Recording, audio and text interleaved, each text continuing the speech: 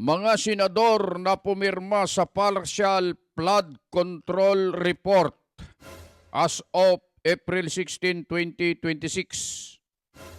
Sila ay walang iba kundi sina Senator Ping Lacson, given na yan, Senator Bam Aquino, Senator Risa Hontiveros, Senator Wow Dagat Kiko Pangilinan, at ang naidagdag ay walang iba kundi sina Senator Tito Soto at Senator Bendalo Erwin Tulfo. Ayan po yung anim na pumirma na po sa flood control mga kababayan sa partial report.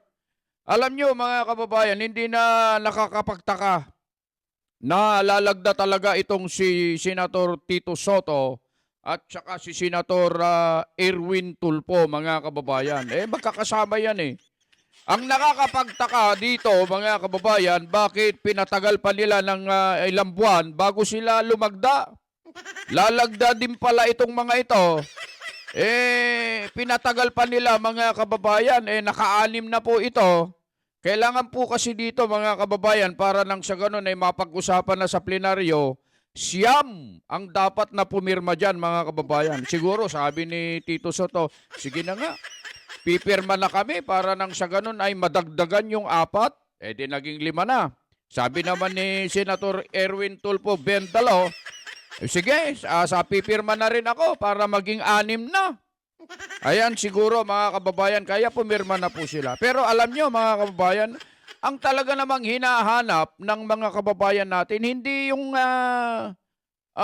partial report Ang totoo na hinahanap ng mga kababayan natin ay yung mastermind at yung mga dapat na mapanagot, makulong, maimbestigahan, na nagnakaw dyan sa mali-maleta sa flood control, yun talaga yun.